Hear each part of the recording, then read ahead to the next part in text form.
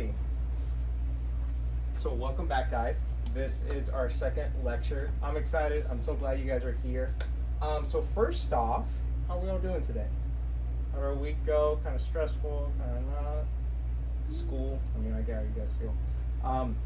So before we continue further, I want each one of you guys to tell me an aspect that we learned last week, or 2 weeks ago, technically. Sorry, when Kit and G. Hey, I wasn't there last week. I'm sick. I know. I'm talking about the week before our first lecture.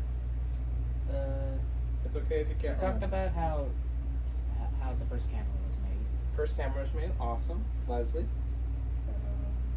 We talked about how the camera formed, like, throughout the years. Awesome. Mia. Same thing. Just the history of cameras and the we looked at the I forgot what they were called. We looked at something, I forgot what though. Sorry. Lens or What is something? this? We did take a look at the lens. We looked at how people used to put the image onto the metal plate right there, and then chemical reactions. That's how they used to take it. And Isabel. I was also gonna say history, and I forgot the one name, but that one box where they had it invert the picture and all that. Yes. Awesome. So there is a video that we recorded it. We're gonna record all the lectures. So if you want, second thing. Is this working? There you go. Have you, since you're new, did you fill out the form? No. You did? Okay. So I have you in there. Okay. This is some old news. This ends today, unfortunately. Just by a raise of hands, as we go through the series, who would be interested in potentially participating in any photography contest that would be local? It isn't mandatory. It would be, so we got one. So it's just up to you guys. I know it's a little bit nervous, when you're putting out your work there for people to judge, but it does help refine your process. So we got one there. This is a collaboration between me and Principal Bolger. Principal Bolger did bring this up, and so we're going to keep on bringing these events up for you guys so you guys can participate in them. Alrighty, so this lecture is about framing and composition. So, question of the day is, how do you think a photo should be framed? I'll let you guys think about it while I check my phone. Okay. Mia, how do you think, she's like, dang it. How do you think a photo should be framed? I have no idea. Just think about when you've taken photos in the past. Zoe? I don't know. You don't know? And G? I'm thinking. Okay, we'll come back to you. Leslie? You don't know? When you say frame, like, what do you mean? Frame as if, I don't have my phone. Does someone have their phone there? So, I want you to open up the camera app. Everyone say hi to Mr. Hey, P. Mr. P. So, if you were to take a picture of me or Kent and G or somebody else, how would you frame that photo? How would you, in other words, put your subject, just say it's Kent and G, in what you see on your phone in order to take a picture of them? I mean, to take a picture of someone, you would put it in portrait. Okay. Well, at least I would. I mean, that's technically, yes, you're switching a mode. So, to frame somebody, let's first talk about why composition matters. So, the definition of composition is another way of saying trying to frame somebody. The definition of composition refers to the arrangement of elements within a frame to create a visually appealing image. It's how a photographer chooses to guide the viewer's eye through the photograph. Good composition helps communicate the photographer's intent. It evokes emotions and tells a story efficiently. Now, so communicates the photographer's intent. That is very true. The way how you frame your image subtly will tell audiences what to look for. To tell a story effectively, absolutely true. By framing certain elements, you can help evoke those emotions. However, the emotion part, that's up to your opinion, really.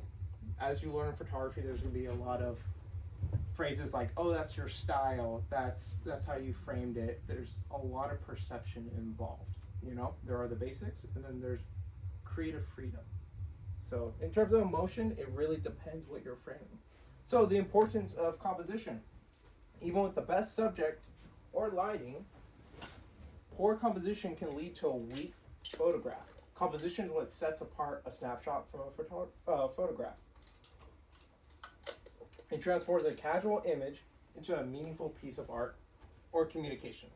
So, here's another question. What do you guys think is a bad image? Blurriness. Okay, blurriness, good. The light, like. Underexposed? Yeah. Okay. Mia? Bad lighting. Okay, bad lighting. Bad lighting. Leslie? That was a blurriness. Blurriness? What about you? Like the details. The details. Okay.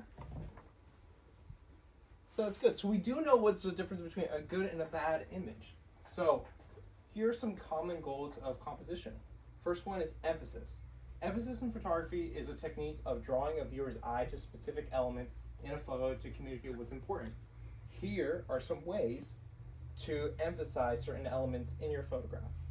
So, using a shallow depth of field. Does anyone have an idea what this means, shallow depth of field? Nope? It's okay. This is what we would consider a shallow depth of field. So it's just facing the object and the other thing behind it is blurriness. Is that Yep. That sums it up to a certain level. I'm going to get a little technical for a second because it is a little important. I want you to imagine, do we got whiteboards? You guys, is there a whiteboard? Yeah, there's a whiteboard right there. So, I just want to get technical for a second because it is important how to, let me put this over here. It is important to understand how elements are in focus. Because while you guys' camera uses autofocus, the more you develop your skills, the more you're going to find a specific style, and that style might be using manual lenses.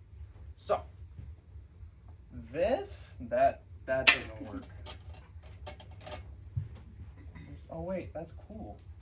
See, back in my day, I say as if I'm 50 years old, we used to have the erasers, dedicated erasers. Now I guess they put it on the back here. So, There's a marker over there. Straight. There we go. there we go. use that one instead of the ones that are dry. Leave that one there. Third time's the charm. Anyone want to place any bets?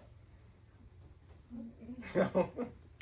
Yeah, don't. This is school. Say no. So, this is your image, right? We're going to be looking at it from a first person perspective and then a third person or side perspective. So, I'm going to draw a line. Oh man, you gotta be kidding me. Okay, we'll make do. If you guys can't see a lot, then Don't you need? How about you use a paper instead of a whiteboard? whiteboard's bigger.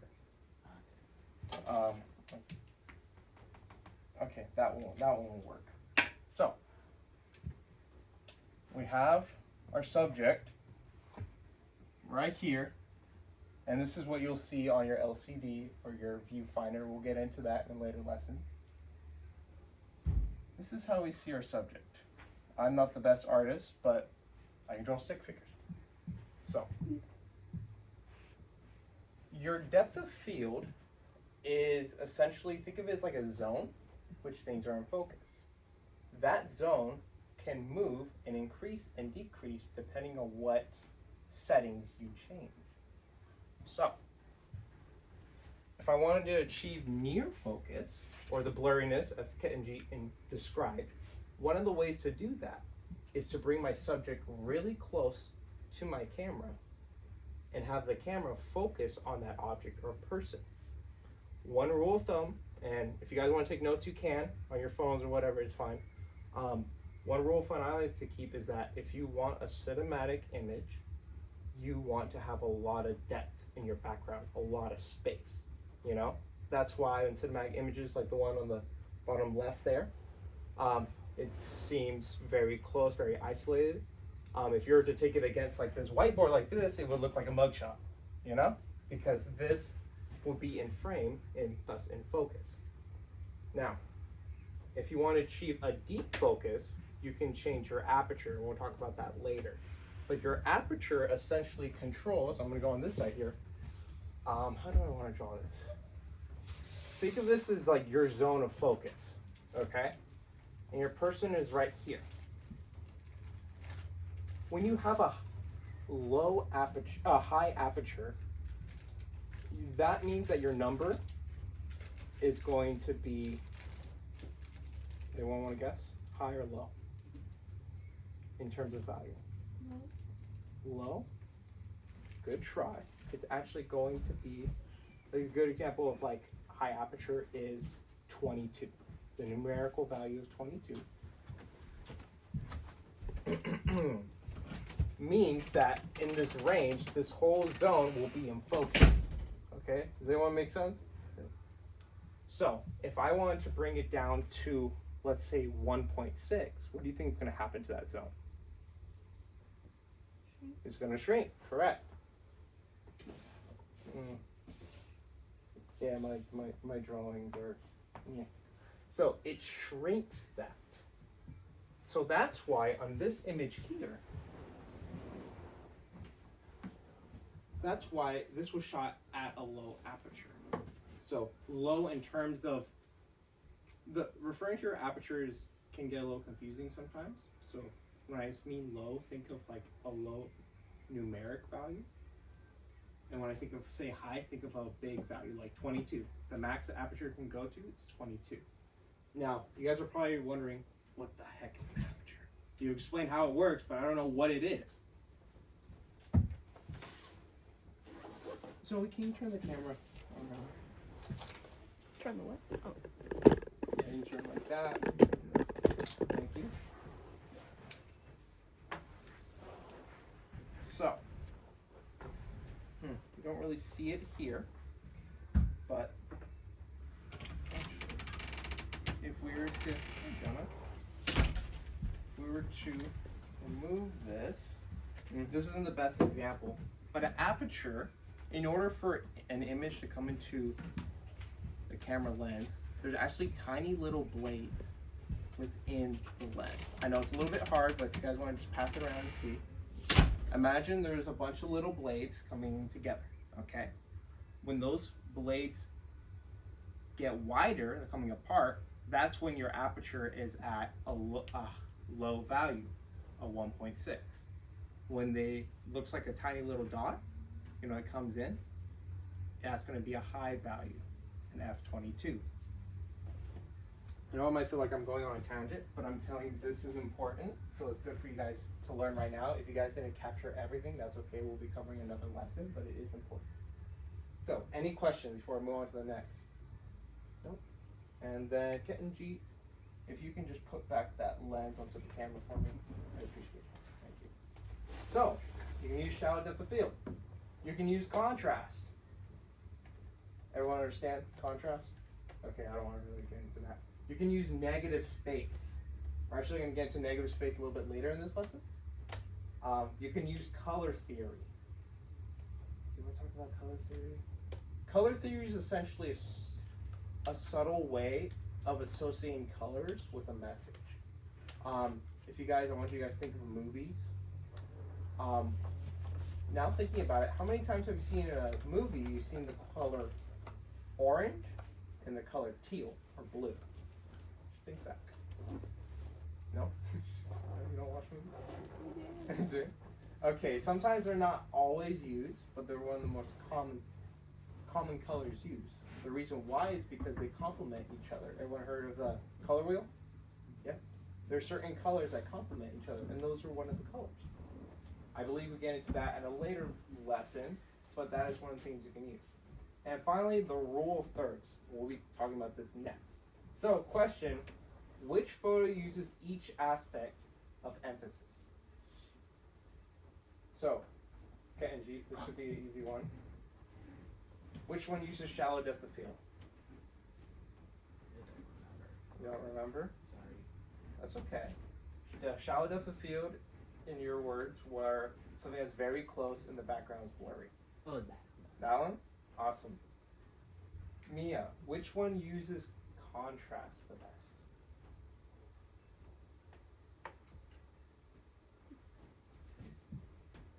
One, two, three, or four? Leslie, you want to give it a try? What was it, the first one? First one? Yes, that's correct answer. Another answer is any of them. And the reason she's like, oh. The reason why is because when I edit my images, I like a more natural, rich with the colors, which would be contrast, rich shadows, rich highlights. So all of these do have contrast in them. But this one specifically focuses on black and white. So out of all of them, this one is the most contrasty in this, but any of these would work, especially that one with the sun. How about negative space? Zoe? The pizza? Try again.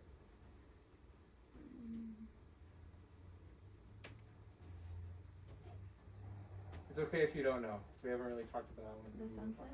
The sunset? Yes, the sunset actually uses negative space. They want to tell me why the sunset uses negative space. What elements? Maybe because how the sun is positioned, how wide it is, how everything's far away. Everything's not trying to grab your attention.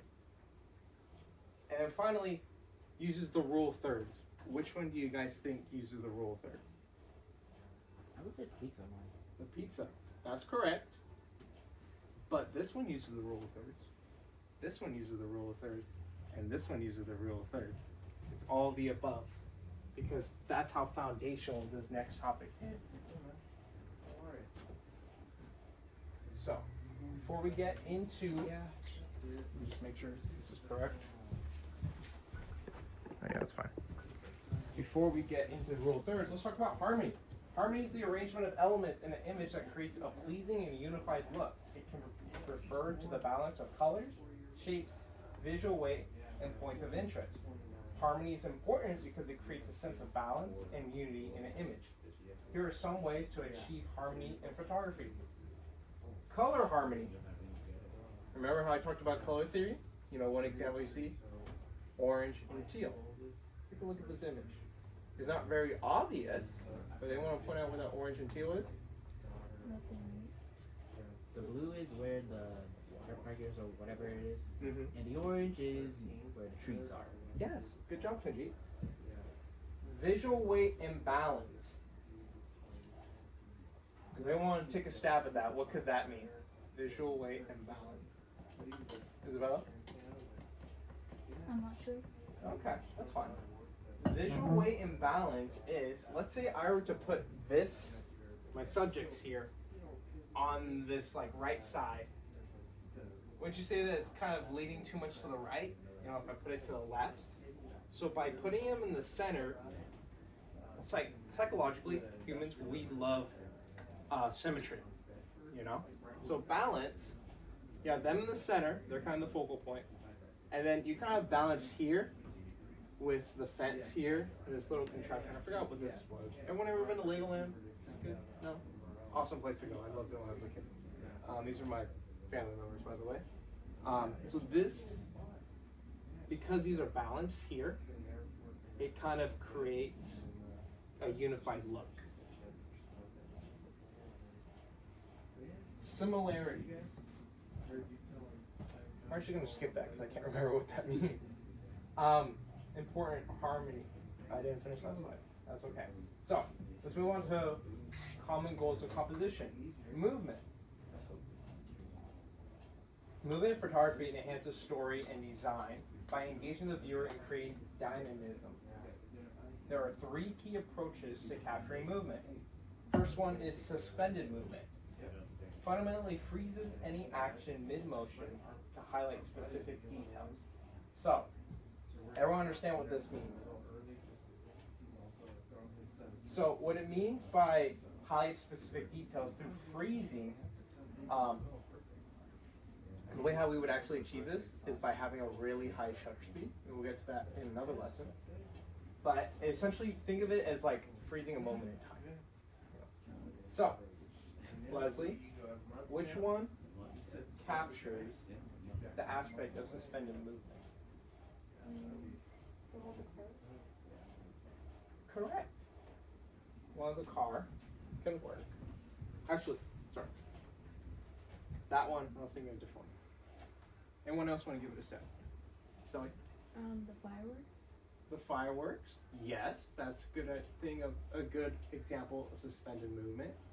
I would also say this one a little bit. Kind of feel like she's frozen in a moment in time. You'll see this a lot with sports photography. You know, when the football guy is running down the field, you know, kind of stops there. So, motion blur, an effect created by using a low shutter speed to depict dynamic energy through a subject or camera movement.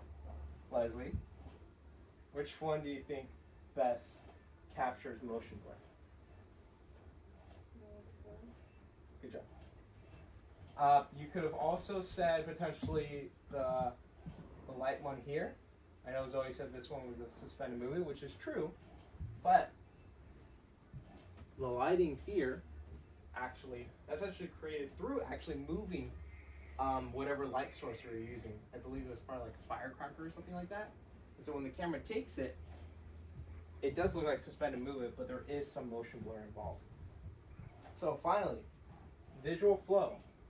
Framing an image in order to guide a viewer's perception through elements like curved lines, repeating elements, or gradual changes in color, size, or light. So, how can I best explain this to you? So, there are certain ways to frame your subject. You can frame them up with your camera, but you can also use elements in the frame to frame them as well, like physical elements. Like let's say like what's it called? Like a what's it called? Picture frame. If you had a picture frame, you see sometimes, or like when people have like the cutouts, you know, of like characters, and they go and take a photo with them, you know. So that's one way of using a physical element. Repeating elements. A good example here is like this stonework here. This stonework actually acts as a subliminal leading lines, which we'll talk about soon as well. But it's also a repeating element here. And the texture kind of adds to the mood. Also, gradual changes in color, size, or in light. Anyone want to explain how this kind of leads to the subject? It almost, if I were to draw a line, it's almost like, hey, look over here. What emotion does it invoke? Specifically, with the think of contrast and think of lighting. Anybody? What was the question? The question is, what kind of emotions does it evoke? The lighting and the contrast. Maybe like loneliness. Okay. That's the main answer. Anyone else have any guesses? Sadness. Okay. You also got a little dog here, you know. Maybe he's going through something. Alright. Unwanted visitor. So, framing basics, the rule of thirds. This is very important. Out of anything here, if you have to remember something, remember this. So, what is the rule of thirds? The rule of thirds is the foundational guideline in photography. It involves dividing an image into 9 equal parts using 2 horizontal and 2 vertical lines, and placing key elements along lines and their intersections. This creates a balanced, visually interesting composition by avoiding placing subjects dead center. I got a bone to pick with this sentence right here. Avoiding placing the subject in dead center. Sometimes you do want to put the person dead center. What they probably mean by this is like, imagine a person right here. By dead center, they meant like their head right here, you know? So, I want you guys all to turn on your cameras if you have one. I will give you one camera.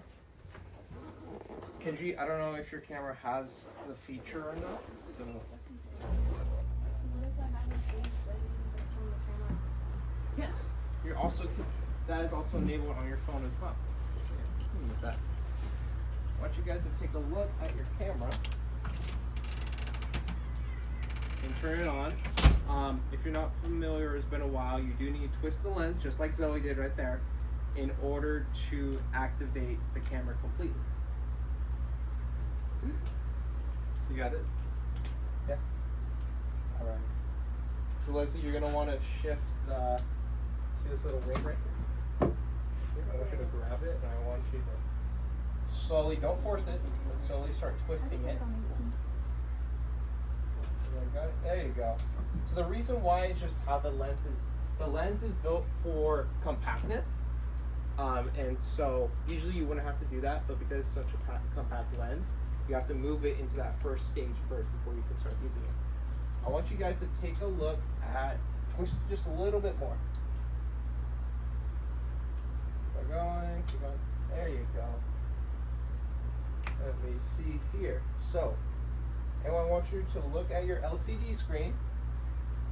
Does this look kind of familiar? Yeah? Anyone want to guess what the lines are intersecting for, this way? I can't remember the word right now. It's right here and right here. The center. Center. They do mark the center, but they also show you also potentially some leading lines. So, I want you guys to keep your cameras open so that you, if you want to, we will, this will be our main activity afterwards, but if you want to kind of practice it now as I'm going through, you're more than welcome to do so. So, why does the rule of thirds work? Here are a couple of reasons why the rule of thirds works in photography. The human eye is naturally drawn to the intersecting points of the rule of thirds to create a more dynamic, engaging frame. It also allows for proper balance of the frame. The simplicity of the rule of thirds also allows for ease of use at all times. If we take a look here, this lady is on the right third right here in this intersecting point. Over here, the photographer decided, you know what, I'm going to give him a little bit more headroom because it's more, has some back landscape in the background. This one decided to frame him at the eye line, and this one decided to frame the image overall, focusing on this line and this line. And we're going to get a little bit into detail about why they did that. So applying the rule of thirds, portraits. Let's see how the rule of thirds is photography in the following portrait scenarios. So these are rules that you should live by when you're doing photography. Well, you shouldn't live by them. Rules in photography, this is a side note. You can either use them or you can break them. And you can do your own thing. Like I said, there's a lot of perception in photography. But knowing this first, and then if you want to break it, that's how I recommend you do it. So, number one, always use the upper horizontal line to frame your subject. Right over here. You also want to use the subject's eyes as an anchoring point, as I would call it, for using that upper horizontal line. So this rule, I break it sometimes. The reason why is mostly because the height of the subject. The height of the subject can definitely dictate, compared to me, where I put that anchor point. A lot of these, they put it right here at the eye line. Sometimes I put it at the nose. Sometimes, depending on how tight the focal length is, sometimes I might have to frame them maybe around the mouth here because of how much space they take in the image. That's cool. AF. Sorry, this Oh. stuff you make is cold. So not all subject anchor points are the same, so always actively frame for your subject. I like to abbreviate stuff just for compactness, and I can't remember what that abbreviation means. That is so embarrassing. Essentially, for that last bullet point, actively frame. Yeah. Actively framing means to account for aspects, like I said, of height, symmetry, etc. So, question, which photo uses the rule of thirds correctly and which one doesn't? The first one does, actually. So, the reason why it would technically use it correctly is because we're putting it on an intersect point right here. We're also putting it on the right side. Remember how we talked about balance? What's going on over here? We're balancing these columns with our subject on the right here, creating a balanced frame. Mia, what other photo either correctly or doesn't correctly use the rule of thirds? I don't think that one and the bottom, I don't think it does. Just because it's not centered in the eye. True. That is a good point. Remember how we talked about actively framing? So, this photographer, like I said, these rules, they're going to follow, but you can break them. So, instead of framing him to the eye, so the reason why they didn't frame him right to the eye is because there's something called, so another side effect, I'm not sure if I get into this later in the lesson, so I'll mention it now. Another side effect of using the rule of thirds is called headroom. Headroom is, take a look right here. I'm going to spoil this one just because I want to tap on this point. This one is one that properly doesn't use the frame, the rule of thirds. The reason why is look at this headroom. It's kind of cropped off, right? Heads aren't supposed to look like that. But some people break them. They break the rule, and there are shots like this, and that's okay. If they were to frame it slightly in the eye, it might look like they would have too much headroom. And the reason why headroom is so important is because more or less of it could determine how tall your subject looks. So if they were to move it, like let's say like right here, it would look like a dwarf. All the way up here, it'd be cropped off. So you're technically right, but they decided to frame it like this. So like I said, a lot of perception in photography. So applying the rule of thirds with landscapes. So rule number one, you want to use the bottom and top horizontal lines to frame the ground and the sky. Similarly, you want to use the vertical left line and right line to frame trees. And then finally,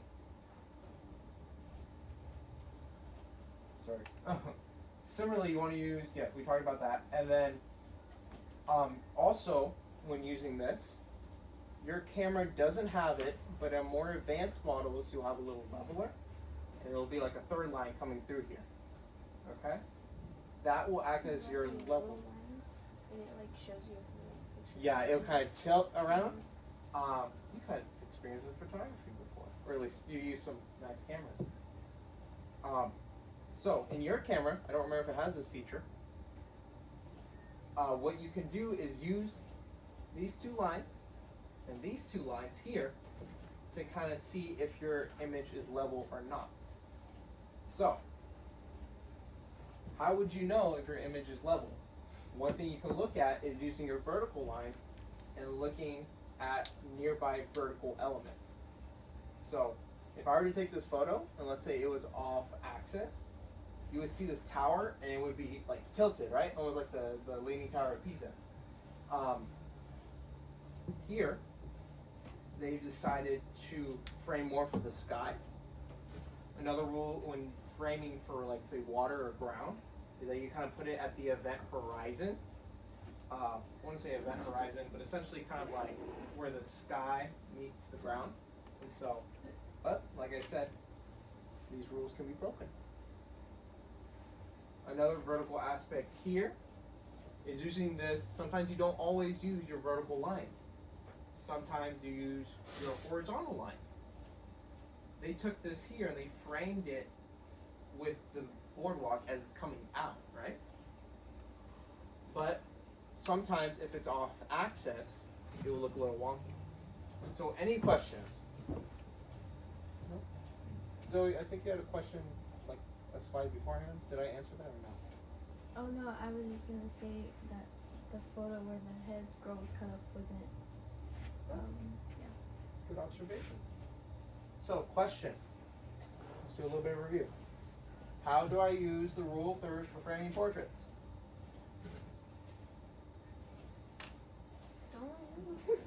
It's okay. Isabella? I would say like try to use the center, like the X line that's in the camera, or like the line that horizontally or vertically. Yes. So that's partially correct. So you do want to, with your camera right now, you will see the rule of thirds, but you'll also see those lines that are intersecting. aim for using this, your top line. Now the reason I didn't say just this line over here is because the orientation of the rule of thirds is going to change. If you're taking landscapes, it's going to be this line here. If you're taking portraits, and portraits can be taken in landscape and in vertical as well. So depending on what format you're taking, you're gonna have to be this one here or this one here. If you want to, then you can use those crossing lines to, let's say, help frame up the center of your subject. Now, if you don't have those, like Kenton G in your camera, your other one that you brought, yeah, you might not have those crossing lines. You might not even have these vertical lines. So if you don't have the crossing lines, another way you can frame up your subject to be in the center, frame them in these two vertical lines. Kenton G, for your camera, some cameras like to use, like, does yours have like a little dot on your screen when you look through? Kind of like a square? Oh no, let me check. Before, cameras used to have different interfaces. They used to use a different type of interface. Now they did use, so do you see like a dot on your viewfinder by any chance? Yes, it's a tiny little. Yeah, a tiny little dot. So Kenton G, for you, because you might be using that camera, because I've used interfaces like that, when you're framing for your subject, I want you, if you want to look at me, kind of, you see that, the square right there? Kind of aim for my nose. Yes. Try the nose. There. Yeah. So the reason why is because on a rough kind of sketch, I know right now it might seem really weird just seeing the rule of thirds on your camera, but the more and the more that you just mess around with your camera and you use it, the more it will just be ingrained into you. Also, if you keep on your phone, you said, that's also very helpful because then you don't have to carry your camera all the time. You know? So, any other questions? Would it be the same with like taking car pictures? Like, would you level it out with the same? Card pictures. I think, do we have a lesson on taking card pictures? We might. If we do, we also might have guest speakers coming in that specialize in certain fields like cars. I have a friend who loves doing car photography, so I might bring him in. Could you also do like if they do like rollers, like where the car's driving, or like taking? Could you do some of those too? Yeah, we can definitely touch on that in the future. As to answer your question about how framing for cars, let's say you're gonna take a picture of the wheel, you know, on the whatever the thing. As you can tell, I'm not the biggest car person. The rim, that's what it's called. So I want you to imagine a rim here. You can frame it. You can put it in the center here. You can put it on the left, on the right. It really depends on what kind of like the car model, and just like how it's appearing on the camera. The different angles, the angles of your subject can also influence how to take the photo. Does that make sense? Yeah. Okay. Any other questions?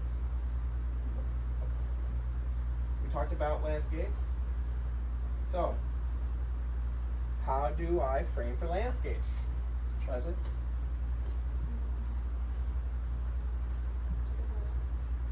It's okay. Zoe?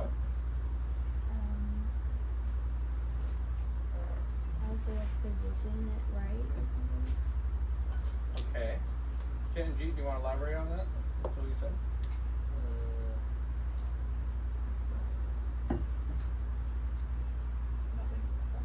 Leslie?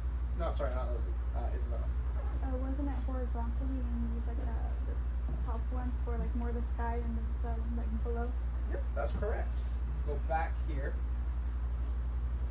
So, just like Isabella said, yes, you can use the ground here and put your bottom line.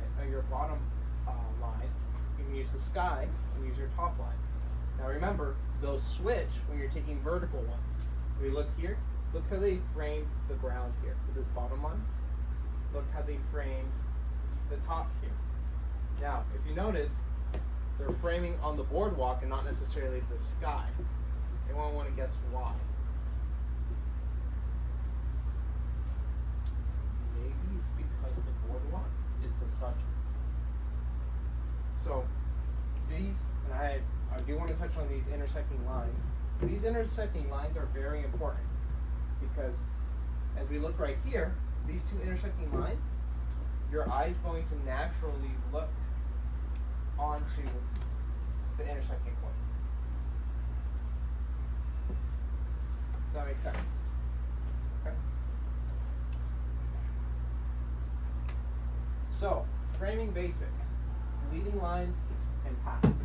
So what are leading lines and paths? Leading lines are either natural or artificial visual elements captured in the frame that subtly guide a viewer's eye towards the subject. Examples for natural leading lines. You have hills and trees. You have rivers and skies. Examples of artificial lines are walls and fences, roads and buildings, and light rays. So, question, which of these use leading lines to capture your attention most and why? So, we have hills and ridges. Out of all of these, which one kind of uses that element the most? I would say the third one. This one? That's correct. It uses the leading lines of, you got the beach here with the waves are kind of receding right now, and the foam is actually creating a leading line. And you see on this line here, it's leading to their subject, which is all the way in the back right here.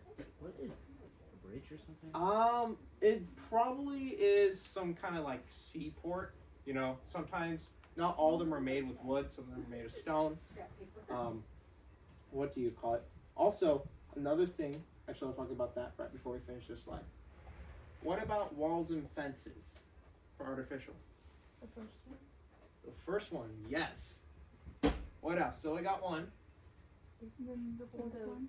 Fourth one, yes. If we look in here, she's walking down the street, and even though this part top here doesn't necessarily have like a beam going across, just the fact that they are staggered creates a leading line. It also, you have the stairs right here. They're leading as well. Finally, light rays. The second one. The second one, yes. Because they're all going like, you know, is kind of circling their subject. Any questions?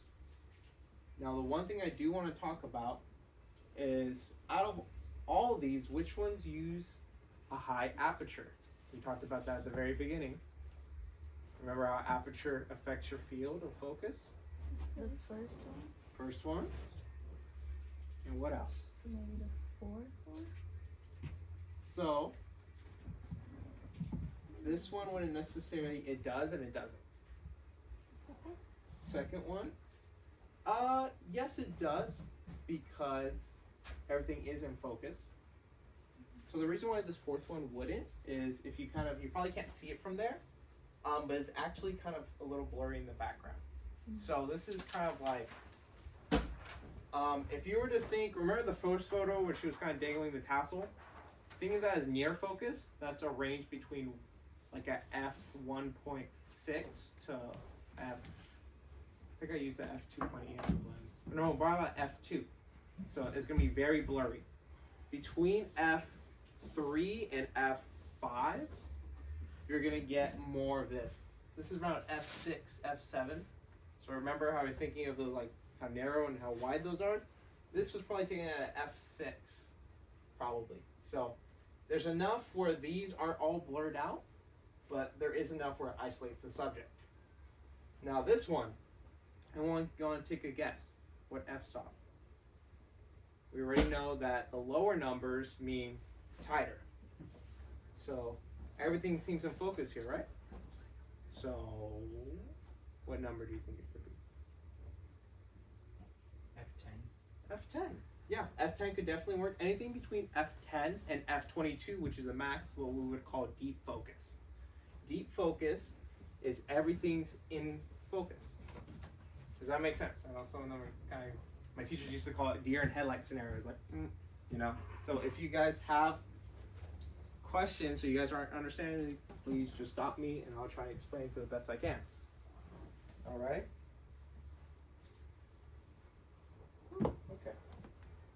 So, what are framing techniques? Okay, we talked about. What's the difference?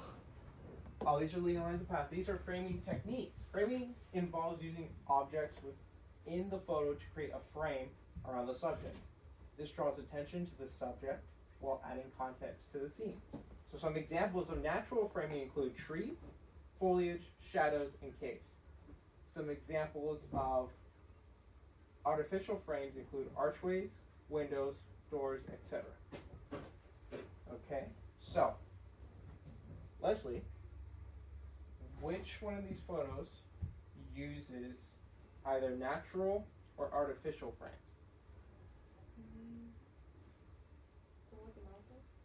One of the mountains, would that be natural or would that be artificial? Natural, correct. Mia, which other ones uses artificial frame? The plane, correct. KMG, which one uses trees? The second one. The second one, awesome. Sorry, my mind went blank. Zoe, which one uses foliage? Foliage refers to like grass. The married couple. So when using artificial and natural, if you look at artificial is very imposing here. But at the same time, natural can also be imposing. This is a part of the environment here. They use this art to almost frame this part. This is taken in the Grand Canyon. Fun fact, Mr. Trejo's been there. Also in the natural here, you have these palm trees here. They kind of isolate and frame the subject so she's within them. So remember how I talked about symmetry and how much our brains love symmetry? That's an example right there. Now, this is the most interesting because you don't see an imposing element. You don't see something as obvious as this trees. Foliage is one of the hardest to use, but it's one of the funnest as well. Because not in photography, but in cinematography, we call it dirtying up the lens. When you so let's take a look here. So they're in focus, right? But this part over here is kind of out of focus, you know? If you take a look here, you don't see any out of focus elements near the lens. So what kind of feeling does this give? I have some out of focus elements here, and their blades of grass are kind of curving into the bride and the groom. Maybe it gives like a feeling of, yeah, true. A feeling is almost like I'm peering in, almost like looking in through the grass, you know? It also subtly isolates them without having to physically put something imposing, like the window here. Does that make sense? Okay. So, balancing elements. What do we mean by balancing elements? Balance is achieved by distributing visual weight in the frame. It can be symmetrical, so mirrored elements on both sides. Asymmetrical, different sized objects balanced by position. So examples of balancing frames: framing your subject on 1/3 while keeping the other object is considered its corresponding side. I don't think I put any pictures of keeping it on 1/3, but if we go back to this one here, this one we're putting it on 1/3 and on 1/4, so that's what it's referring to.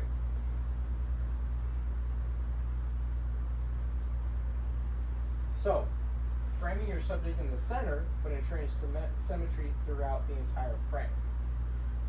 Leslie, which one uses this aspect of balancing elements? The fourth one? Yes. As you can tell, using these vertical elements in the corners of the Taj Mahal, it isolates the Taj Mahal here, but they also put it in the center. I've been there. You've been there? Yes. How big is it? Is it really big? Yes. Super big. That's cool. Almost big as a castle. Oh, that's cool. I always wanted to go there. Now remember how we talked about leading lines? Take a look over here. What are these trees doing? They're leading to the Taj Mahal.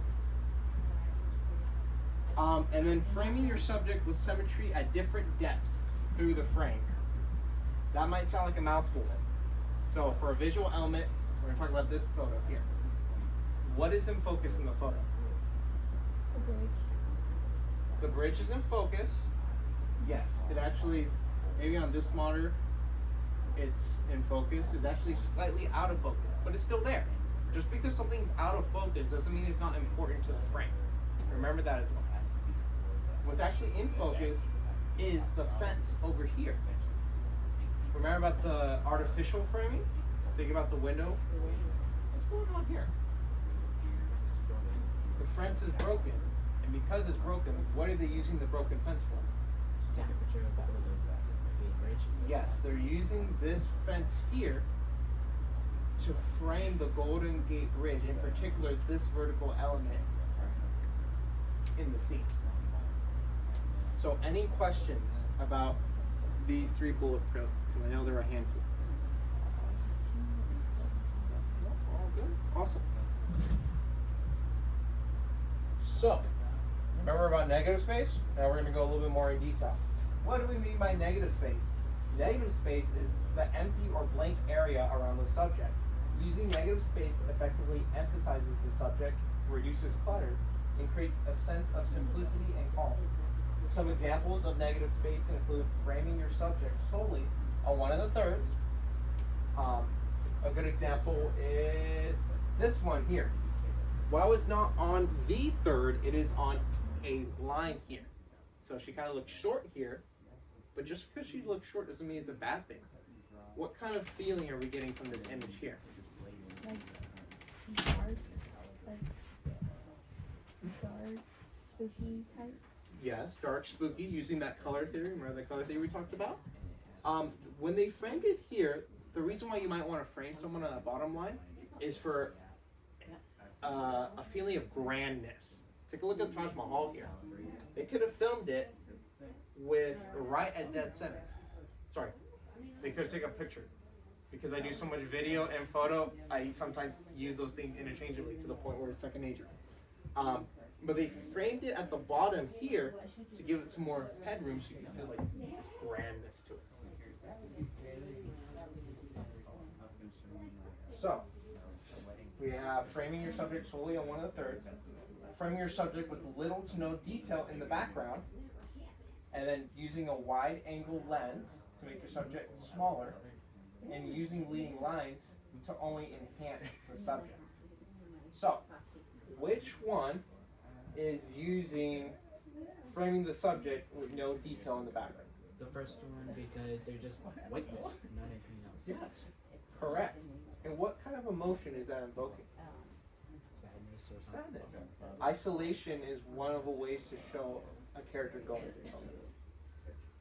How about using a wide angle lens to make your subject smaller? Leslie? Or first one? Yes. Fourth one? Yes. Zoe? You have your hand up. Maybe the third one? Yes, the third one. Actually, the third one came to mind first. Just because it uses that contrast, that lighting to isolate the subject. And then using leading lines to only enhance the subject. Fourth one, yes, we're having the leading lines of the dock here. Can everyone see that? Right here. What about this one? You don't see any visual elements like this dock here, but the lighting here isolates it. How about this one? I know there's not a lot here, but look at the ground. The ground is coming up here. Have the chair as well. They're all flowing this way.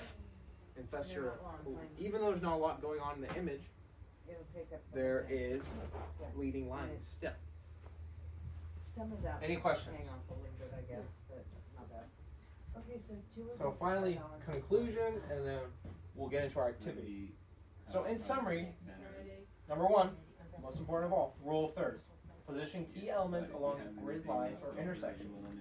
Leading lines also guide the viewer's eye towards the subject. Framing, using surrounding objects to focus attention. And then balancing elements, creating harmony within the frame And finally at negative space. Just Simply ask her. simplifying the image and emphasizing the subject. But there is, Alright. So, that's our motto. Motto. But yeah. What will you capture next? So activity time. I want you guys to pull out your cameras, which you already have. I want you guys to go around. You can practice portraits. You can practice landscapes if you want to take a picture outside. But just for sake of time, if you want to stay in here, that's fine. And try to